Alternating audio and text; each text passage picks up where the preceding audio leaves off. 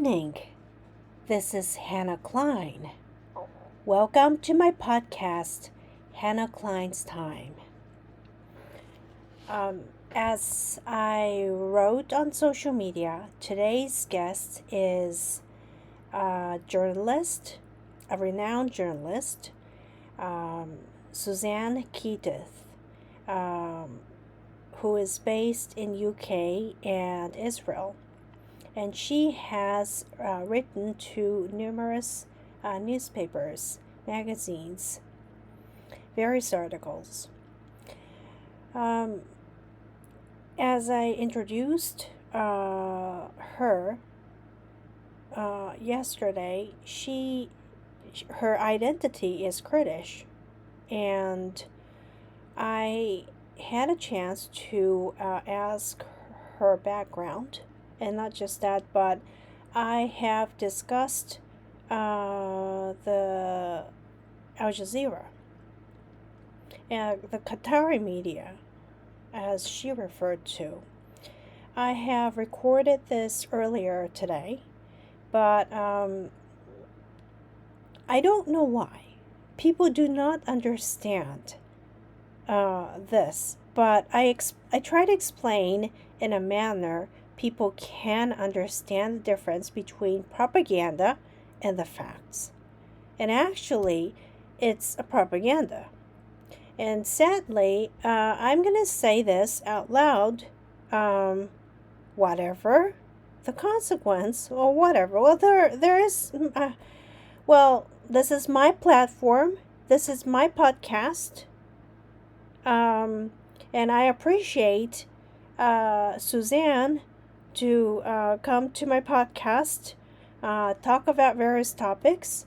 She discussed various topics on, based on her experience and views. And please listen to our conversation. Good morning. Hi, good morning to you too. I guess that in UK it's in the morning. It's Yes, like, I'm sorry that it's kind of like late, but it's like 8:15 right now. yes, correct. Yeah. How are you? I'm good. How are you? I'm I'm good. And Yeah, I'm good. Um, yeah, prior to this podcast, I really, before, starting podcast, I have to say, I appreciate, taking time for this and coming to my podcast. This, the discussions that we're going to have is going to be very important, not just for Japanese listeners, but I guess for uh, those who do not understand propaganda, because this is not just in English. Russia, Soviet Union is very famous for, making propaganda. And, that style has been inherited to many regions, I guess. So, yeah, like, and as we as I introduce you a little bit, NHK, the state, sponsored media has been introducing Al Jazeera. They show Al Jazeera every day as a part of world news. Mhm. And it's been since 1990s, when it started airing, I guess. Yeah. And yeah, because, I have been watching it for a very long time. And together with Russian Today, to be honest. And so, uh, what is exactly like, Al Jazeera, really? Yeah. Well, let's start with first, like Al Jazeera is not like any media outlet. It's an actually a media empire. You know, Um, people talk about Al Jazeera, but Al Jazeera is a different channel. So they have like Al Jazeera Arabic, Al Jazeera documentary, Al Jazeera mm, direct live, mm, and then it has as well something called AJ Plus, which is the digital arm of Al Jazeera. mhm, And this one was established in 2014, mhm, specifically catered to reach the young generation, like what we call Gen Z, the Oh, millennials. And it okay. comes in Arabic, in English, in French, and in Spanish. And it Mm, has over 1 million audience all over the world. mm, wow. So, um, you know, uh, it's a Qatari media, right? Yes, Basically. yeah. Funded by the royal family. Fully funded by the royal family. I mean, why are they targeting all these, audience? Why? Because it's Qatar's way to infiltrate to every household, to have an influence, regional influence, and then international influence. I mean, Qatar is a very small country. I mean, really small country. The population is not more than like 350,000 Qatari. And it gained independent in 1974. So it's a new country and with not much history or culture. And Qatar used to be insignificant before the establishment of Al Jazeera.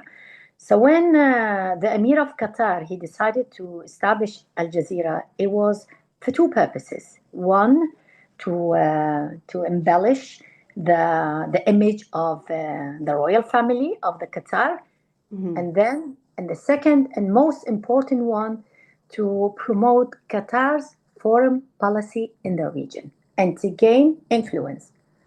And I'm sorry to say that, but Mhm. he has succeeded. Oh, wow. So basically, it's very strange to me because, each nation, like is supposed to have its interest, and, a lot of, the young generations in the Western nations are actually influenced by this style. And, you know, for example, like I have to say that it's this has been the broadcasting style toward Israel is very Mhm, strange to me. It's about the TV stations in general, but NHK, introduces the numbers, and, refers to the words from, Al Jazeera as, as if it were the confirmed facts. mhm, However, we, there are a lot of, in the war zones, for example, there are a lot of things that cannot be confirmed, really, to be, honest. And so, when I hear it, it's very dramatic mhm. all the time.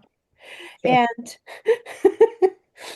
I'm not sure if it's intentional or because, it does not sound like a news media.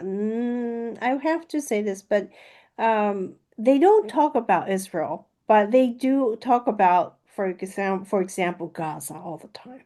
And Mhm, when it comes to Israel, it's always about its occupation, you know, illegal occupation, oppressions against Palestinians, you know, and I think it does not reflect the fact. And also, I have actually discussed this with Dr. Einat Welf, but mhm, uh, in our education, for example, we know that there is some kind of anti-Semitic education, that has been infiltrating in, the Gaza Strip or, in the oral education, as a part of education, the right of return, it's, and, if I say this, it's about, mhm. it's again, it's an operation by the Zionists, this time. After Israel, it becomes the Zionists. But is there like any intended, well, like psychological effect that people are supposed to learn, I mean, the journalists, are supposed to be trained to tell, or, because it's very strange that, NHK always refers to, Al Jazeera. Yeah, I mean, the whole idea behind Al Jazeera is to reach the Arab mindset. And I mean, Arab people, they emotional, and they react to emotional. So when Al Jazeera was established, it Mm, was the whole idea behind it to be central on the Palestinian cause. And mm, I say the Palestinian cause because Israel is referred to as a occupier, a Zionist occupier. yeah. So the idea or the vision of Al Jazeera is to be fearless in the pursuit of truth and give a voice to the voiceless. So for them, the Palestinians, they are the oppressed and they don't have a voice. Mm, So Al Jazeera, when it comes to covering Palestine, they have a specific editorial guidelines. And let me please correct myself. When I say Al Jazeera, let's talk about Qatari media in general. So okay. Qatari media in general, they cover the Israel-Palestine conflict different if they would cover something happening in Hong Kong or Sudan or Ukraine. Mm, So the journalists are instructed, to use a lot of emotionally charged words when they describe the Palestinians. The mm, Palestinians are always the defenseless, the martyrs, uh, and Israel is always the aggressor, the occupier who kills children and women. mm, Children and women. We all, I mean, since the war started, the ongoing war in Gaza, we only hear that that the IDF killing children and women. I mean, what about men? What about Hamas terrorists? Why we never hear about these things? And already from the beginning of the war, and now we're going back to 2003 November, mm. Al Jazeera start talking about genocide in Gaza. I mean, this genocide in Gaza has been going on for 2 years. For 2 years. And somehow they manage even to corrupt the mindset of the Western world. If you open Al Jazeera English, again, it's genocide in Gaza. Mm. If you watch the news at the top of the hour, so let's say at 12 o'clock, from 12 o'clock to 12:55, sometime to 12:57, it's only about Gaza, Gaza, Gaza, Gaza, Yeah. and the rest of the world is all lumped in 3 minutes. I mean, imagine the war in Ukraine would get 30 seconds. What's going on, the horrific human rights violation in Syria, Mm, probably wouldn't make it to Al Jazeera Arabic because mm, the whole focus on what's happening in Gaza. And don't get me wrong, in any war, there are innocent people who will die and who will be injured. And Gaza is no different to what's going on in Ukraine. mm, What people need to remember, the ongoing war it started by Hamas. It was imposed by Hamas on the Israeli. The Israeli, they didn't choose this war. mm. It was imposed on them. Why no one is talking about that? Why Al Jazeera and not only Al Jazeera, like, mainstream media in the Western world, the BBC, they have overlooked that and Mm. they only concentrating what's happening in Gaza. To find a solution to something, you need to go to the root of it. And the root of it, it was 7th of October 2003 at 6:30 a.m. This is why we are where we are now. Yeah, exactly. It's very strange that, these children, they were beheaded, the Mhm. babies, you know. And the to me, first when I first saw the protesters, they were not protesters to me because it comes with, the propaganda that they see. And what's behind the propaganda is that they're going to deny all these, right? So, and what's, I think that, as you mentioned, for example, Ukraine, Mhm. this. The Japanese journalists talk about Ukraine every day. I mean, it's it's very strange. It's a double standard that's going on. When it comes to Israel, you know, these 1,400 people, and probably a little more, right? Mhm. It's just not a little more. There are people whose DNA is not possible to be identified, right? I mean, these people are not uh, just told, informed to the public every time when they broadcast the program, because there has been, update, for example, there has been a documentary, that was released about, the rape women, all these things. They ignore the whole thing. I, I start to wonder whether, you know, they attend this premieres or whatever, where the journalists are invited, really. Mhm. And to be honest, just it takes time. It took so much time for me to break into tears in a sense, because it was very shocking, you know. Yeah. I think it was, and so, you know, so so you have, worked for Al Jazeera too, right? I Yeah. mean, what is, your work experience, and also, like, is there some kind of training or something? Yeah. So I started working for Qatari channel in 2014. Mm-hmm. And I remember as if it was yesterday when I attended my interview to work as a researcher for them. And in any interview you go, they would ask you like, "Why would I take you?" Mm-hmm. And I said to him, I could cover for you Israeli current affair.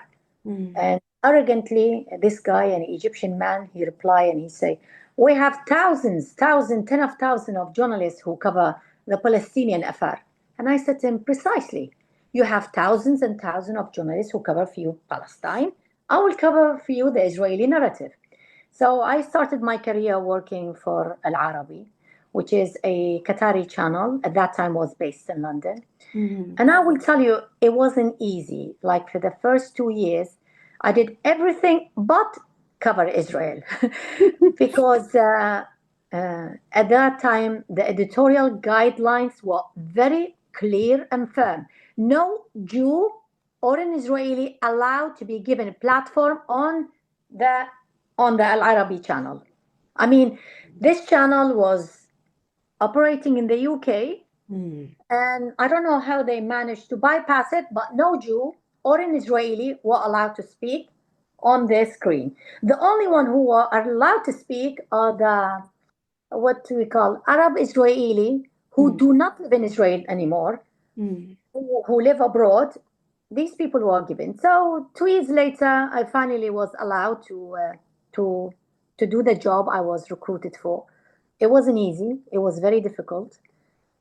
Firstly, I'm not an Arab myself. I'm Kurdish. So Kurds, by association, they link to Zionists. We call Zionist dogs, Zionist propagandists. That the whole idea of Kurdish nationalism doesn't exist, but it was invented by the Zionists to to stab the body of the Arab world, which is a totally lie. I mean, Kurdish nationalism existed long time ago, and they're not connected to Zionism. Mm-hmm. Yes, they do have the same aspiration Mm-hmm. to build a homeland in their historical indigenous homeland, but they're not linked together. But somehow they managed to link it. So I'm a Kurdish and I'm a pro-Israel. So you could imagine the hatred and the hostility someone would receive, someone like myself.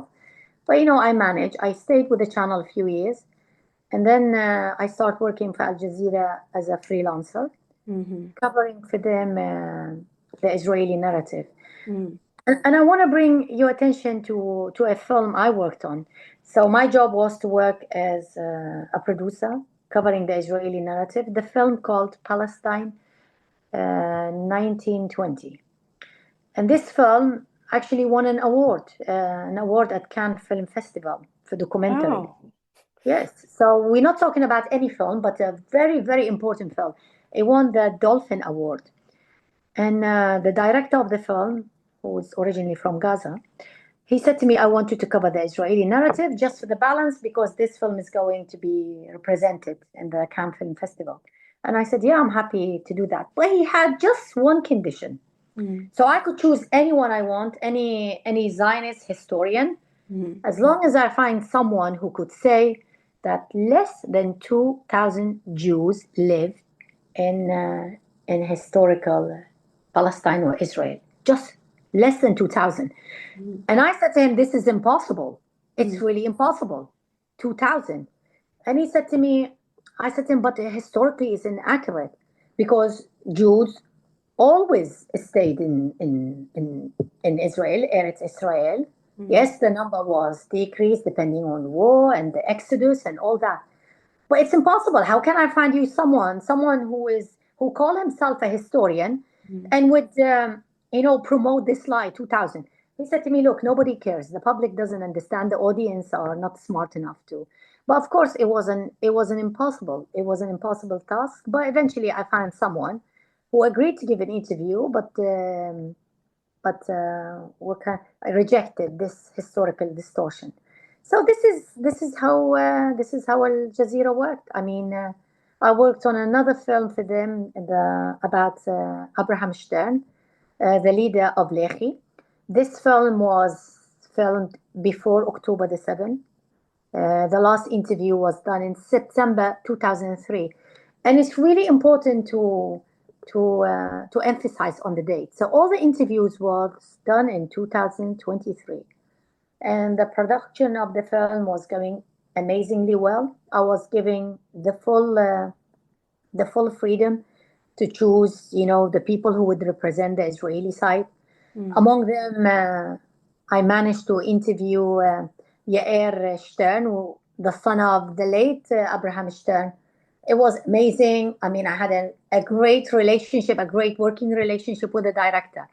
October 7 happened and everything changed. mm, Everything changed. And I remember I was in Israel to cover Hamas atrocity, sitting in a car. We just had left the southern Israel, and I received a text message from one of the guys in Al Jazeera who I worked with. And he said to me, could you tell your friends at the IDF there are innocent people in Gaza and being killed? I mean, firstly, why would you accuse me for having some sort of relationship with the IDF? A relationship that me, Suzanne, a journalist who would have any influence or impact. But this is how Al Jazeera work by smearing campaign, by distorting reality, by distorting historical facts. The director, who I have known for many years, he blocked me. I was called a liar, and the narrative of the film changed. I mean, they did use all the interview I made, but they put a lot of emphasis, a lot of like emotionally charged word about Palestinian suffering before 1948, and totally taking out Arab committing terror, terror mm, and atrocity mm, in what it was, pre-birth of the state. All the focus was on the Zionist militia and the atrocity they committed against Arab living in historical oh, yeah. Israel, Palestine. And when you look at the film, you would think it's balanced because they do air the Israeli narrative and they did give us like a platform. But when you look at the Palestinian side, the music changed. The music was very sad music. You see the Palestinian victim, you could see the blood, you could see the face. But when Mm, it comes to the Israeli victim, no, nothing, no music. Why you have no music? And they done exactly the same thing with the victim of the October the 7th. mm, Yes, they talked about the Vivas family, But they Yeah. didn't show us the baby. They didn't show us how scared and frightened his mother was when the terrorists broke into their house. They didn't show none of that. And it's really important to pause when we talk about the Israeli victim. We always say 1,200 were killed. In reality, the number is much higher because there were people who were badly injured and they died later, or people who committed suicide because they couldn't live with the trauma and the horror they lived you Exactly. know and that is the saddest story. Well, it's really sad. There were people who were rescued by the IDF, people who survived October 7 massacre, Mm. only to take their own life few months later because the horror was chasing them everywhere. So when we talk about the victim, we need to focus on that.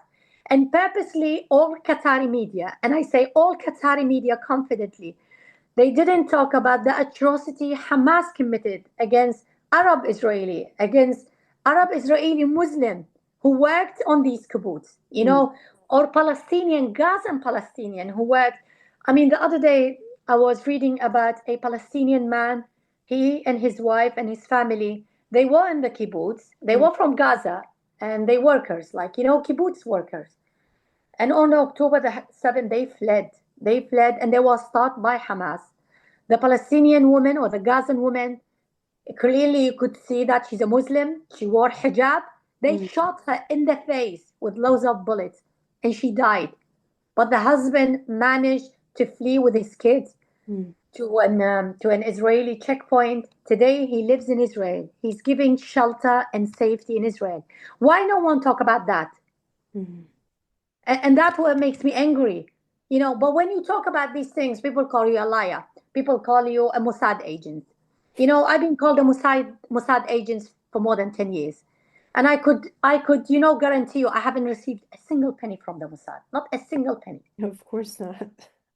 But I'm a Mossad agent. Oh, So yeah. well, that's what exactly is happening. And when it comes to, broadcasting, or talking about the Palestinian people, um, um, you know, actually, the worst part is that the image, the Mhm. footage, is actually doesn't match the actual facts, that the reporters are talking about. I mean, the broadcasters are talking about, from time to time, and they, use the tone, the same tone, Mhm. exact tone as Al Jazeera does the whole Yes. time. So, I just feel, very strange, why. And, when it and um, you know, uh this is something that I really feel, but to be honest, a lot of people might, this is my opinion, but I have actually told this to some some people from the US, but um, um, like Tokyo concentration bombing, for example, Mhm. or I will talk about this, but because I documented, I wrote about this, and to be precise, the person or some people whom I talked to were not considering uh, condemning the United Mhm. States because of the Pearl Harbor. I mean, Japan, had imperial aggression. Japan did have imperial aggression, uh, and also, the worst part is that the Japanese soldiers Mhm. brutally murdered, executed, the European Mhm. allied soldiers in many Asian countries, and this Mhm. part is ignored. Okay, we cannot ignore. We cannot compare just by the number and tell. But there was this imperialism in Japan, and at the same time, militarism was Mhm. harming children. Yes, yeah. So, I mean, this part is not very hard to say, but I'm very angry, at the fact that, when it comes to October 7th, who is the victim is totally Mhm. misunderstood in Japan. Mhm. Why? And I mean, it's because of the media narrative, saying basically, they term they use Palestinians, which means the Jews, Mhm. you know. Yes. And they they say that, uh the Jews took Mhm. the Zionists, took the land from the Palestinians. Mhm. So,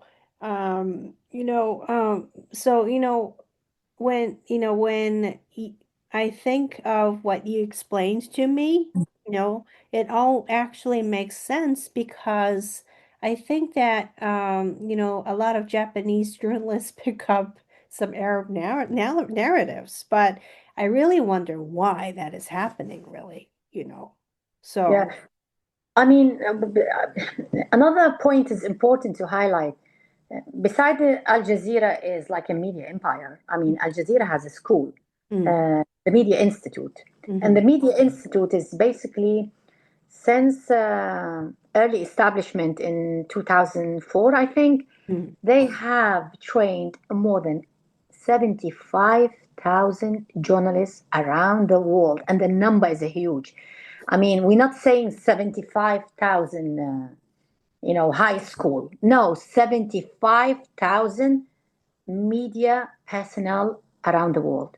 So they would invite like someone like yourself or like me or any journalist, Japanese, Swedish, or British, to come to Qatar and stay there for 2 months, and they will train you. They will train you how to become a successful journalist.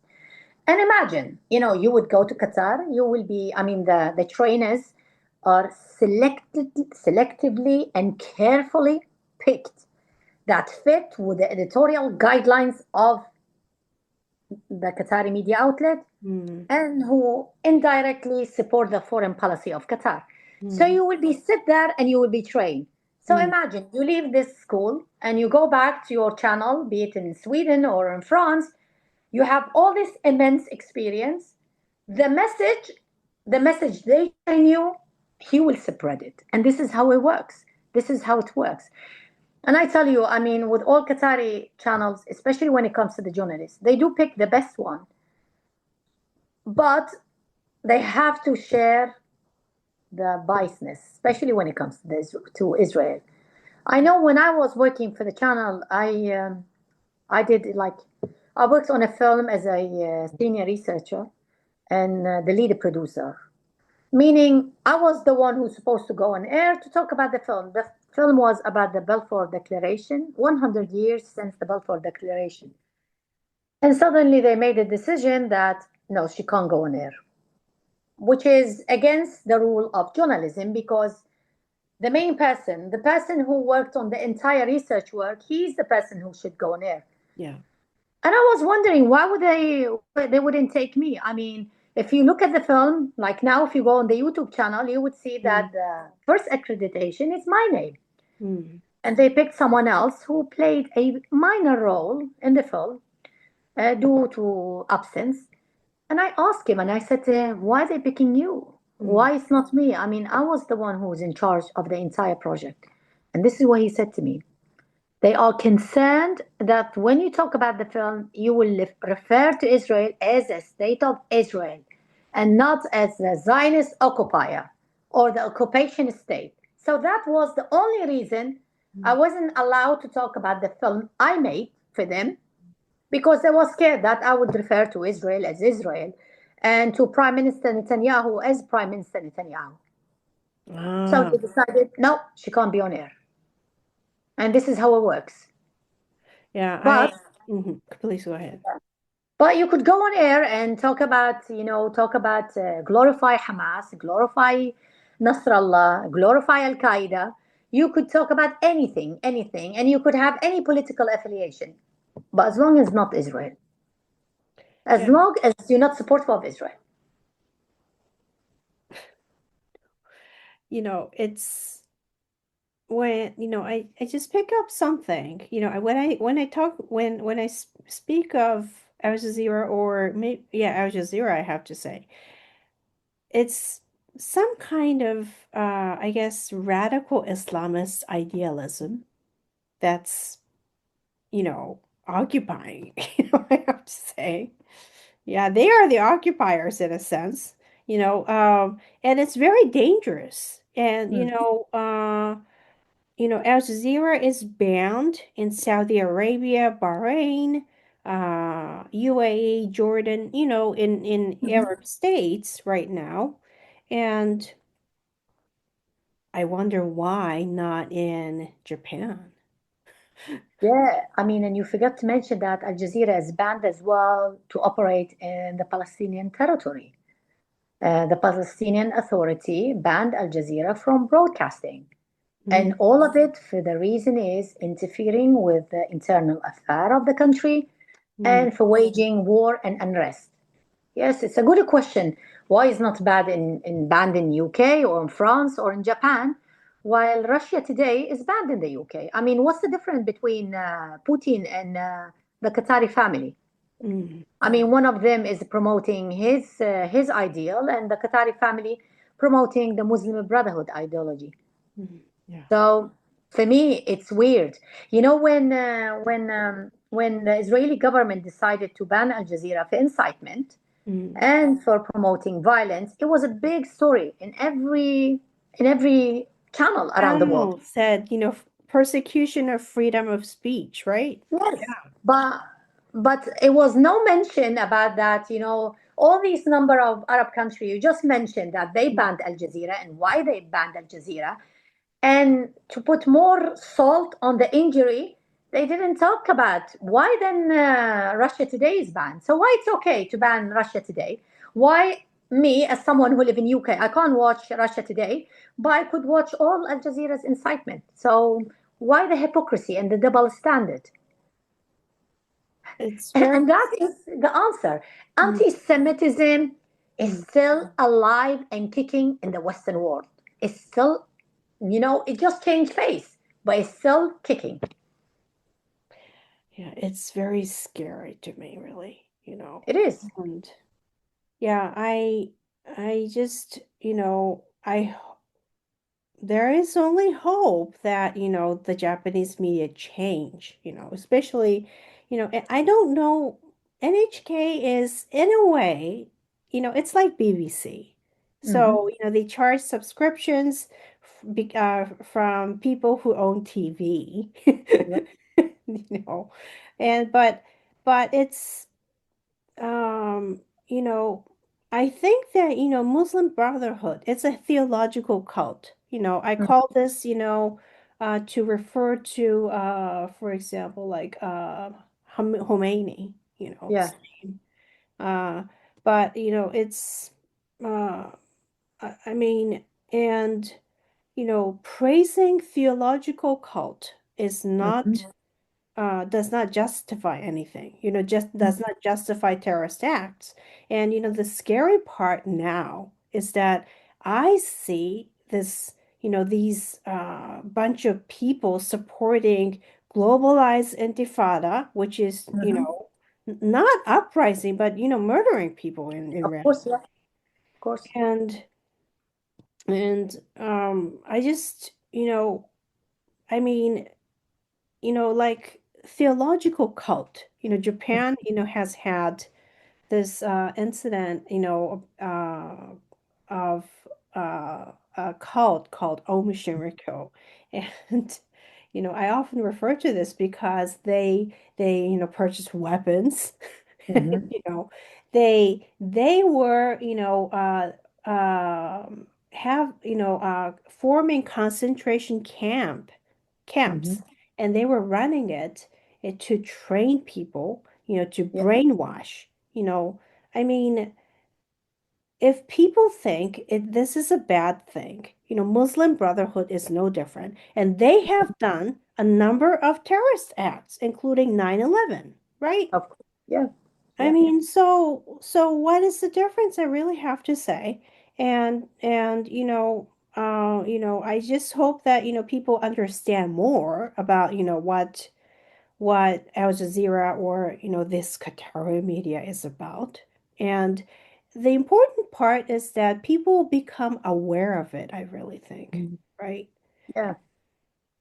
I So, mean, Muslim Brotherhood is more dangerous than Al mm, Qaeda yeah. because they're not a bunch of thugs who you Mm, would see in the street and they will say, kill the Jews. No, it's a highly sophisticated organization mm, who make sure they place key personnel in some of the world's finest universities, in industry, in the media. They're everywhere. They work like an octopus and they work beneath the table. It's a very sophisticated, but the aim is the Islamization of the whole world. You know, everyone. I just don't get it. I mean, Muslim Brotherhood is banned in many Arab countries, and they were banned because they committed massacres and atrocity yeah. against Arabs and Muslim civilians. Mm, So why they here? I mean, why they in Europe giving a platform and putting on a pedestal? That for me, that for me is a puzzle, a puzzle. yeah. I mean, too, in Japan too, the same, exactly. I mean, see, they give platform for Hamas to speak Mhm. about themselves. Mhm. It's no good, okay? They, some of the journalists have, gone into the tunnel with them, Mhm. which the IDF has been, destroying. And they have been lying about, what kind of roles tunnels were playing. For example, Gazan people were out of food, Mhm. and they for example, like carried food from Egypt, which is not true at all. Yeah, Carried yeah. weapons from Egypt. Of So course, yeah. They're out of food, but they never out of rockets. exactly. Yeah, Yeah, which I mean, is yeah. so I would like to move my topic to your background, Mhm. Kurdish background. And if possible, could you describe your Kurdish background? Yeah. So I was born in Baghdad, and Oh, okay. yes, and my mom and dad they were born in Baghdad as well. And I mean, both side of my family, but dad and mom, they are Kurdish. And in 1980, I was a small child when the Iraqi regime started another wave of a crackdown on Kurds. They had one in the 70s. At that time, I wasn't born and my mom wasn't married, so they kicked out loads of Kurds. But we call them the lucky Kurds because they were all packed in lorries and thrown on the borders after taking everything they own. So we call them the lucky Kurds. So imagine you live in Iraq for in Baghdad. We're talking about the Kurds of Baghdad. Mm, They take everything you own, everything, and they just kick you out. So in 1980 April, my mom, who used to work as a teacher, she mm, had two police officers coming to the school, in front of everyone, serving her a order to leave Iraq because she is persona non grata. They didn't consider her as a human being. So she came home. She left the school, came home, collected me and my two brothers. She left Iraq, the country she was born in, the country where she grew up and built her tiny wealth. They took everything my mom owned and they left her with a ring, just her wedding rings, and a bag. And she put some clothes, no gold, no money, no nothing. You leave everything behind. And we were driven. We stayed in what detention camp mm, for a few days. And then we were taken and put on the borders with Iran. My mom doesn't speak Farsi. mm, She was born in Iraq. They took everything from her. She was a woman under 30 years old. And my dad, at that time, he was arrested. And luckily, he he managed to leave an Iraqi Ba'ath member mm, who happened to know my dad. He managed to convince him to say that this man has done nothing. My dad left, and this man said to him, I want you to leave because next time I will not be able to help you. My two uncles, who I never had, the honor to get to know them, they were arrested. One of them was journalist, Sami. They stayed in prison for a few years and then they were executed. Their crime was for being Kurds, you know, nationalist Kurds. And the whole sad story about this, that my dad, when he came and joined us, we stayed in Iran for 2 years, constant harassment. We weren't able to speak Kurdish because the Iranian government or the Ayatollah don't recognize Kurds as human beings. Then we moved to Syria with the hope to go and live in Soviet Union because my dad is a former communist. In Syria, we weren't allowed to speak Kurdish. Under the late Hafez al-Assad, it was against the law to speak Kurdish. I mean, speaking Kurdish will land you a prison sentence. So I'm a proud Kurd, but I don't speak Kurdish because by the time I reached to safety, Sweden, I was a teenager. I was 13 years old. And as a teenager, I didn't want to learn a new language and get a new accent. So I'm a Kurd who don't speak Kurdish because I lived under oppressive Muslim regime, who for them Kurd don't exist. But this was not enough of the misery my family endured. When my dad passed away, we found in his belonging that for almost 20 years he was writing to Amnesty International, to the Red Cross, looking for his two younger brothers. He died without knowing that his two brothers were severely tortured, executed, and put in a mass grave along thousands and thousands of Kurdish civilians. In 2009, I took this brave decision and I went to Iraq to trace my route, and I met someone who knew my dad and who met my dad when he was released from detention in 1980. And my dad had told him that while he was in detention, he witnessed his own brother being tortured, his young brother. And my dad, he never revealed that secret while he was alive because he didn't want to affect it on my mom, on my family. I mean, imagine living your entire life being haunted by the sound and the pain of your brother being tortured. And that shows you the hypocrisy of the Arabs and the Muslim world. Just in Iraq alone, more than 200,000 Kurds were slaughtered. I didn't see a single bastard, and forgive my French, Arabs or Muslim protesting, demanding right and justice for the Kurds. Kurds till today they've been killed and slaughtered in Iran, in Turkey, and in the Syrian Kurdish region Rojava. But we don't see the free Palestine. When I see gay people protesting for Gaza, and I just look at them, are you an idiot or what is wrong with you? You wouldn't even survive a single hour being gay in Gaza. But none of them would talk about Kurds. Now, put the Kurds aside, what we see in Syria, what we have seen for the past few days, the horrific human rights abuses against the Druze in Syria, no one is talking about this. All the Druze men, spiritual leaders, being dragged, beaten up. Yesterday, right? Yeah, Yeah, it happened, under, like Jolani, yes, yeah. And I'm sad to tell you that not a single British TV station has aired the atrocity that has been committed. However, they did talk about the what do you call it? The illegal invasion of the IDF into Syria. So what they want to do, what they want, they want the Jewish community in Israel just to watch and see while their brother and sister being slaughtered. And I'm not counting on, like I would see people coming out in London and protesting about the atrocity that terrorist at Jolani is committing in Syria. They talk about Syria, the new Syria, the democratic Syria. I mean, only the name, it calls the Republic Arab of Syria, Republic Arab. So Druze, Kurds, They all have no place.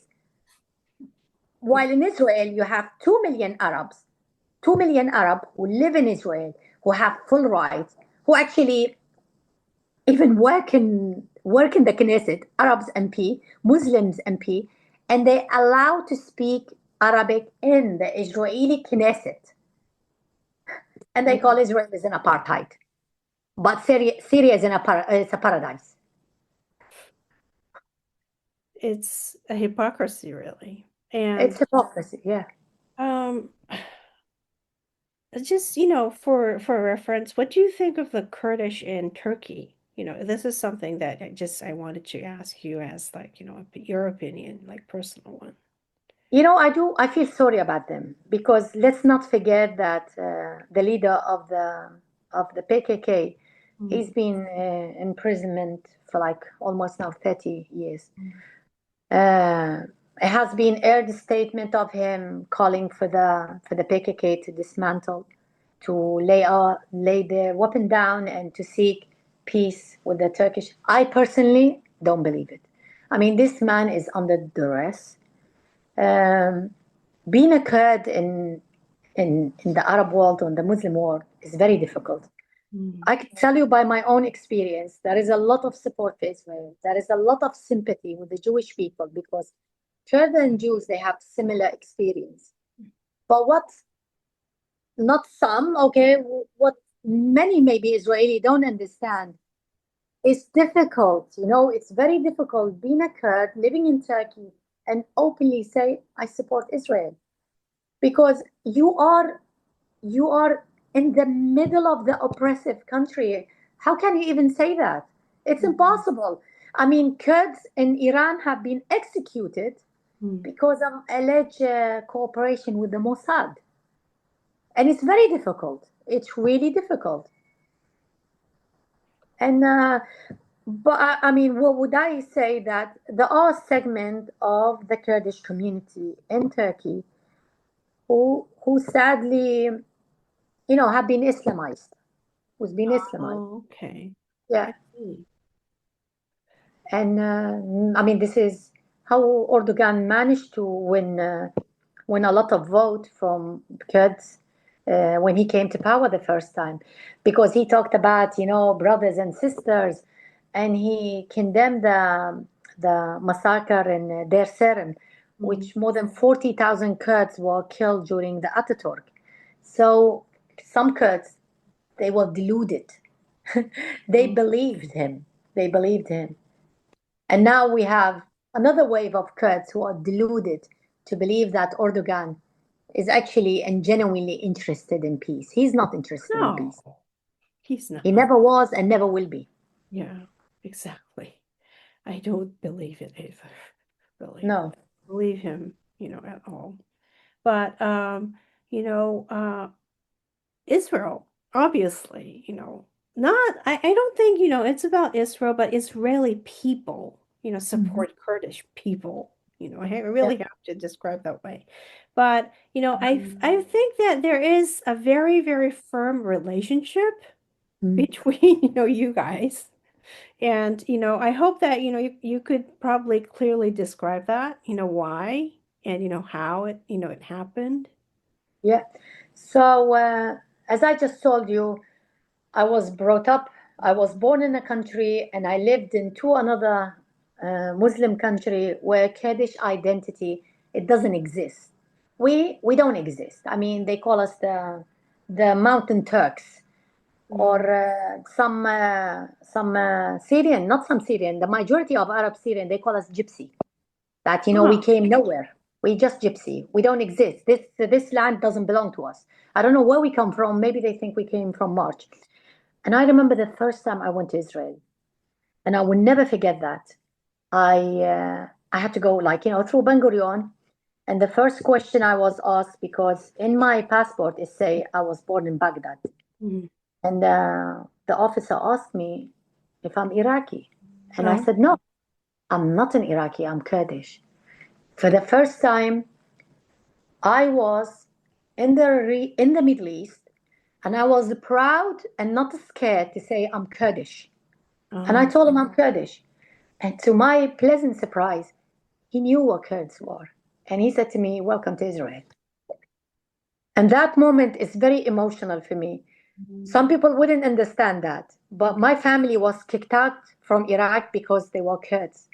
The Mm. hardship my people have faced because they are Kurds, and me being in the state of Israel, openly say I'm Kurds, Mm. and I was recognized, and I was respected, and I'm talking about my first visit when I met with Israeli, from taxi drivers to people who work in the market, to meeting Benny Gantz. He was then the Israel defense minister. Mm. And I said, I'm Kurd. And he said, we know your people. We're very proud of your people. And I had an off record meeting with a number of MPs in Israel. And they said to me, every great Kurdish leader, including the current one, they all been to Israel. And there is a lot of help and cooperation between Israelis and between Kurdish leadership. But because of the geographical position of the Kurds, most of this work has to be done under the table because Kurds are already oppressed. So imagine if they will get labeled as well as a Zionist or cooperating with Israel. The oppression would be even doubled, not tripled. Um, so I come from the Iraqi Kurdish region, which is historically has very close ties with Israel. Like back in the 1970s, there was a lot of attack by Iraqi Arab fascists Mm. against the Kurdish region, and the Kurds found themselves alone. No one came to their help. The only country who came to their help it was Israel. And of course, everything was again like covert. The Mossad sent a number of like senior advisor to Mm. come to the Kurdish region to train Kurdish fighters to equip them, and they did manage to to deter the Iraqi Arabs from the Kurdish region. And let's not forget when Kurds went to fully democratical election Mm. and they voted for independence from Iraq, the only country in the whole world recognized the referendum was Israel. The West is very, they talk about fancy words about democracy, people's right to self determination, the Palestinians should have their own state, and blah, blah, blah. They made even the terrorist, Jolani, who was wanted by Western security forces for the Mm. crime he committed in Syria and Iraq, they made him to George Washington, Hey, yes. Yeah. But when Kurds, 93% of Kurds voted for independence, oh, no, no, we can't have that. Then they talked about the territorial integrity of Iraq. No. And that is the whole sad story. And now the same thing. They talk about the territorial integrity of Syria on the becost of the oppressed ethnic minority. Yeah, So, after Druze, people are saying that, Jelani is, directly coming after Kurdish people. yeah, I mean, he's a very clever man. He will go to the weakest minority, the Mm. weakest after the fall of Assad, or actually not the fall of Assad, after, because they talk, they managed to topple Assad. No, he didn't topple Assad. He just took a plane and he left, and he Mm. left everything. So, there were no war, and you didn't go to the palace and drag him. The guy just left. The first thing Giuliani did, he started sending his violent Islamist militia to attack the Alawite because they were the weakest link in Syria. And then he moved to the Druze. And mark my word, if he will not be stopped, then he will move to the Kurds. I mean, the Kurds are trained by the Americans. So we're talking about proper trained fighters. The Kurds have even like battalions and army of women. So both men and women, they are trained to defend themselves and to fight for themselves. Mm. I can't say the same thing about the Jews. They don't have the same weapon the Kurds have. They're not, as advanced trained as the Kurds have. So they will be easier for the terrorists of the Jolani to go and commit massacres. You know, Thousands of Alawite women they've been have taken as a sex slave. Why this is not a headlines? Why? When we talk about Israeli women's and the hardship, the rape, they went through. No one's talking about this. Well, they're not talking about ethnic minorities who being raped and who being slaughtered, and it's because it doesn't fit the narrative. It Yeah. doesn't fit the narrative to talk about a Jewish Israeli rape victim, Mhm. and it doesn't fit the narrative to talk about the Alawite or Druze rape victim because it would shatter the image. Only the Palestinians are the victim and everyone else is not. I mean, it sounds very intentional that, they ignore the ethnic minorities, who are not Arabs, right? Yes. Yeah. So, I mean, like talking, blaming Kurdish people in a sense, I mean, it's like, that's happening in some areas, but, I don't want to just refer to it for reasons, but, you know, or, ignoring, you know, Hmm. ignoring Kurdish people, is the same as ignoring, the ethnic minorities, who exist in the Middle East, including the Jewish people. Of I mean, course. Yeah. it is very, very heartbreaking. And, sadly, Japan is supposed to be supporting, the Uyghurs, Hmm. and, uh, if something is not in the news headline, nothing happens, which is not true, right? So, Yes. Yeah. like, I mean, it's important to know what's being discussed, in the Hmm. media. But at the same time, it's, we have to check the facts, right? Of course. Yeah. But it comes as a cost. It comes as a cost. I Yeah. mean, when you talk about something they not happy, they don't support that narrative, it comes Mm. to a cost. I mean, I personally know myself, uh, it will affect, like if a journalist decided to talk about taboo subject, talk about the human right violation Arabs and Muslims commit against minority, or talk about the atrocity Hamas committed in October the 7th and the atrocity it's committing against Gazan civilians. Mhm. It really, it's not a good business, believe me. It's not a good business. I mean, I could give you an example. Like a few months ago, I was hot hunted by the BBC for a job I didn't apply for. I mean, I would never apply for the BBC because I know the BBC, it's a woke, it's a Hamas supporter. They don't see Hamas as a terrorist organization. They see them as a militia Resistance. resistance. So when I received an email on LinkedIn from a hiring manager in the BBC telling me that they're really interested, they have this lovely position for me with an amazing salary and amazing benefit, I was like, no, this can't be correct. And I told my sister, because I live with my sister, and I said to the BBC, she was really shocked. She said, the BBC approached you? I said, yeah, the BBC approached me. And she said, well, let's hope they don't find out who you are. And I like, okay. So there was a number of email between me and this woman, and I had to submit loads of work to show that I'm the one. But when you hunted, it means they have done all the research. Then I receive an email that the head of the unit, Mm. he's very interested in me. He thinks I could bring loads of expertise to the unit. And Wow. she put the guy's name, so I checked him. Mhm. I was a bit worried because I could tell that he's a wook, but I was like, maybe. Mm. And then I received an email saying to me that someone will be in touch with me so I could meet the head of the unit. I was very happy. I was like, okay, so I should receive an interview any moment. And out of nowhere, I received another email, but a generic email, not from the people who approached me, not the people who mentioned the email, Mhm. but from the BBC, where anyone could apply for a job. And they would send you a generic email said, thank you for applying, but we will not take your Thank you application for. any further. And I received such an email. I mean, firstly, I didn't apply. And why Did would you send someone me a generic? apply?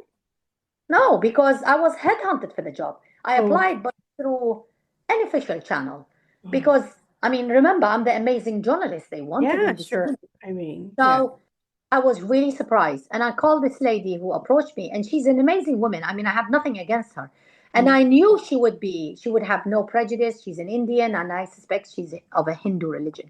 So mm, she was fine. She was very professional.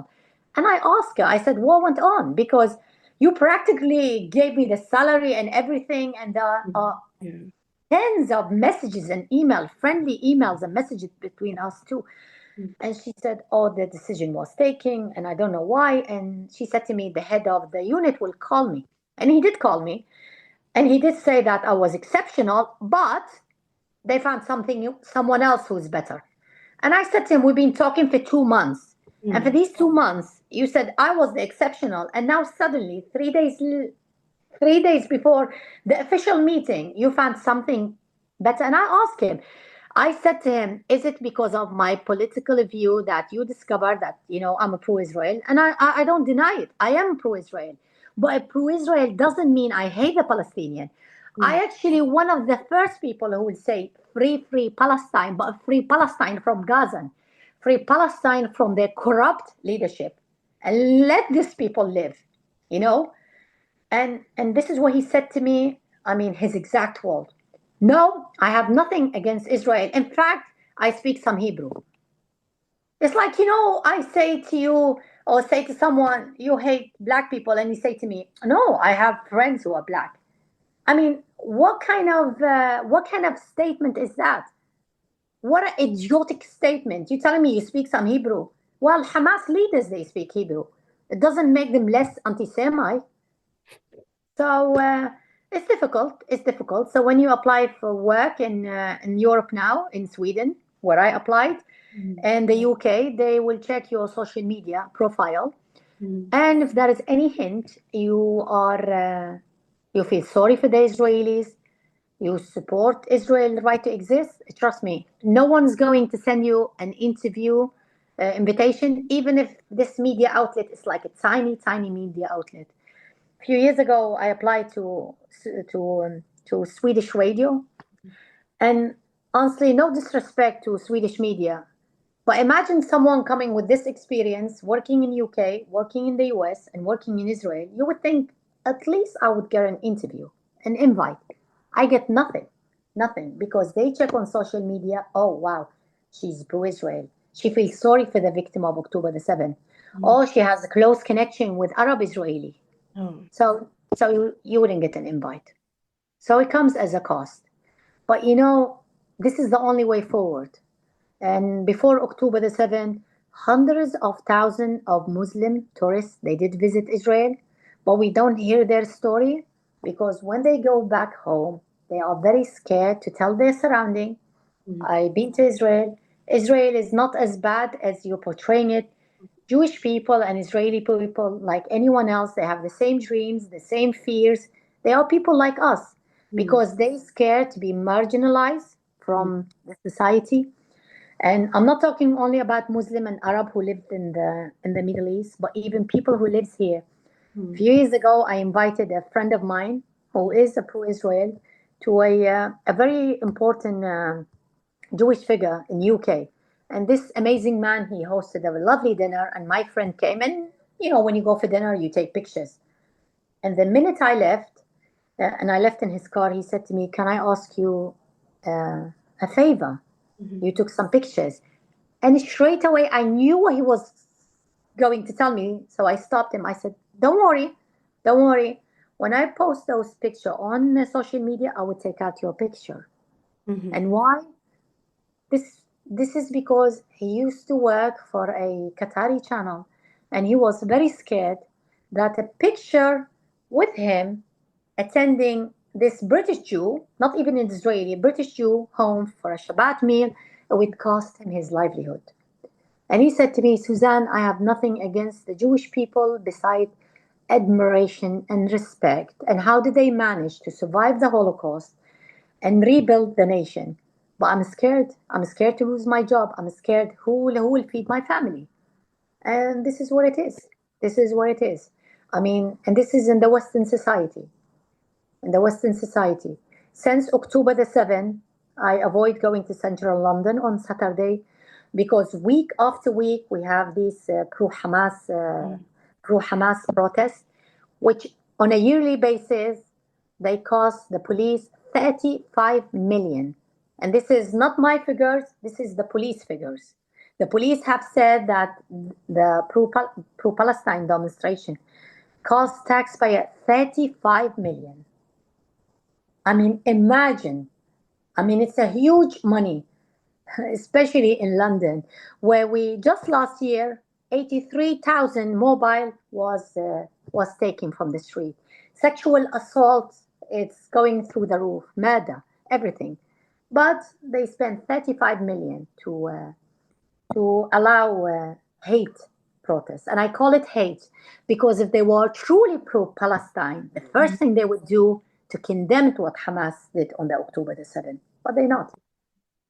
Yeah. They They're pro-Hamas. not just, not just avoid condemning, but they, they don't know what they, a lot of people are like, who are like gay people. I'm not against gay, but No, they would be executed really of course, in Gaza. of course. I mean, Hamas is Yeah. going to execute them, and Hamas is, executing the Gazans, obviously. Who tied, people at, in the back, who tied the Gazans' hands at the back and Mhm. shoot them in the head.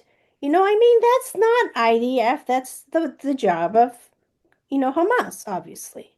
You know. Yeah, and I think it's important, and I'm not saying that there is not support in Gaza Mhm. for Hamas. Mhm. But we need to remember Hamas is a brutal, oppressive terror regime. Yeah. And I take you back to 1969, I think, 69, where the Iraqi government hanged the body of 12 people, 12 Iraqis. Nine of them were Jews, and the remaining were Iraqi Arabs, Muslim, under the accusation that they were part of a spy ring. Mhm. And my mom at that time, she was at school, and Mhm. she said they send an order. The government, the Iraqi government, send an order, especially to school in Baghdad, Mhm. to allow all the kids to come out and to jubilate Mhm. and to show support for what happened. My mom was one of those people. She was taking with thousands and thousands, hundreds of thousands of Iraqi who Mhm. gathered in the square where they hung the tortured body of 12 innocent people. And Mhm. they had to clap and they had to show they've been happiness. Mhm. Till today, my mom can't escape from those horror images. So Mhm. she had a choice. She stand in that square and clap and being happy, or face the same fate as those people who hanged. And this is the situation in Gaza. There are people who are against Hamas, but Mhm. who can't speak.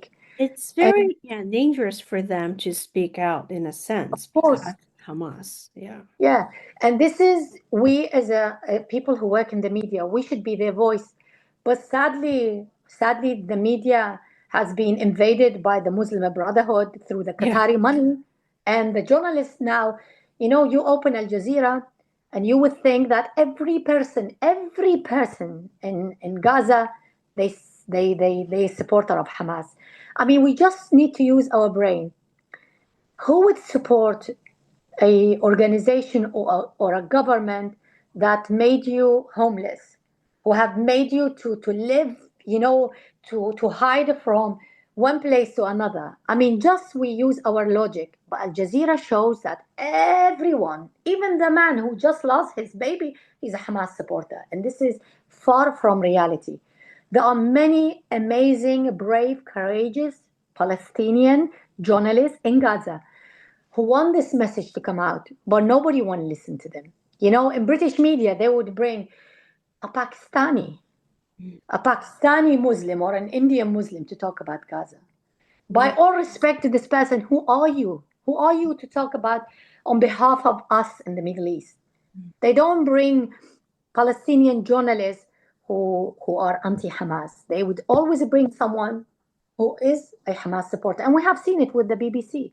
I mean, they spend almost a half a million to make this documentary, and then surprise, surprise!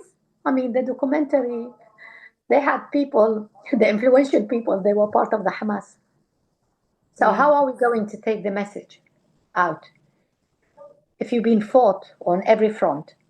Yeah, I mean, they are not Hamas, okay? Or, Gazans, we should not equate, them Mm, as Hamas. But, at the same time, there are Hamas operatives, obviously. And, there are those who are oppressed by, Hamas. And I mean, it's very, very difficult, as a situation right now. But, I think that, one way, that Israel is facing right now is to uh, face Hamas, really, yes, sadly, so that, I mean, it's for the region, itself, at the same time. And also, I don't think that, Gazan people are speaking honestly because that's what happens, under the oppression all the time. You of know, course, yeah. yeah. Yeah, so, and also, I found, some researchers actually, speaking about, for example, Syria.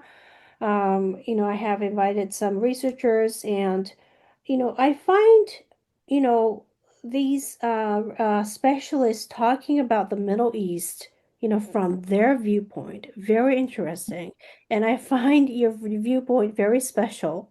And, Mm. I really appreciate, for you for coming to my podcast today. And I hope, I think that it's about time. And, I hope I have to let you go. And I guess that you probably it's you're gonna have maybe yeah you're gonna have like you're gonna spend your morning and the afternoon, I guess. I'm not Yes, sure. the afternoon. Yes, Yeah, yeah. afternoon, yeah, right. So, yeah, I really am thankful that you took this time for me to, talk about the Middle East and your background. I really appreciate it, and I hope that, people understand, who Kurdish people are, Mm. and, so. Yeah, thank you very much for coming. And I'm very honored to have you. Yeah. And so, Honestly, I'm very grateful for you to invite me to talk about this very important subject. So I'm the one who's very grateful to you too. I thank you. thank you very much and have a good day. Thank you. Take care. Bye. It was a great pleasure inviting Suzanne on my podcast. Um, I think that a lot of people maybe I don't exactly understand how you feel, but um, making an image of something does not represent anything. The facts matter, okay? This, it Israel, October 7th, not overemphasized, okay? Uh, this incident, um, it's just, it's not just horrific, but um, it describes uh, well, like what is being broadcast describes a lot on how I guess systematically uh, Israel, or not just Israel, okay, Kurds, ethnic minorities, you have to understand, okay, Druze, if you go on social media, you will see a Druze man humiliated, and after that, he was executed. But anyway, well, it was obvious, when his image of humiliation came up, it was obvious that Al Jolani's military was going to kill him. And the real issue, as Suzanne said, was that IDF bombed. Well, I think that you should understand what is going on in the Middle East. And I just do not understand, like, people basically buying the image. And any further, okay, this is my opinion. Um,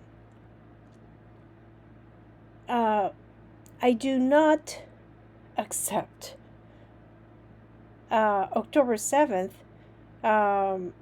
or, okay, well, I understood Zionist or Zionism as some kind of occupation or something like that. You know what? I do not accept that kind of misconception anymore. Intolerable to me. Okay? If you do not have, well, if you cannot describe the facts, you don't deserve to be called the Middle East expert. I think that some people understand what I mean. And those podcasters, okay? Those podcasters who praise Putin, same with Qatari media. Why? Why people feel so, I guess, inclined to this Palestinians' difficulties by ignoring October 7th, okay? We have to remember why there is a war in Gaza right now. Otherwise, Hamas will stay in power forever.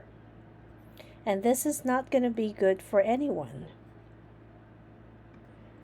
It was very interesting for me to find out the views of the Middle East, like real views of the Middle East. I'm not saying whether it's fake or real, but it's the view from the Middle East about the Middle East.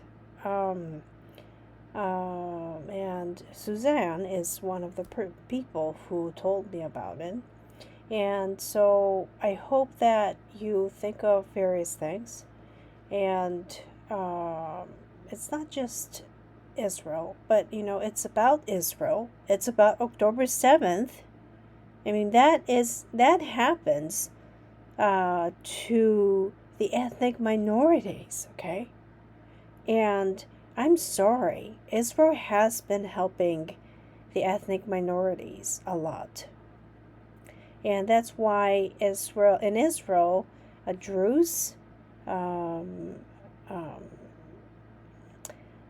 Christians, not just Christians, but Muslims, and various people, Kurds, of course, live in peace.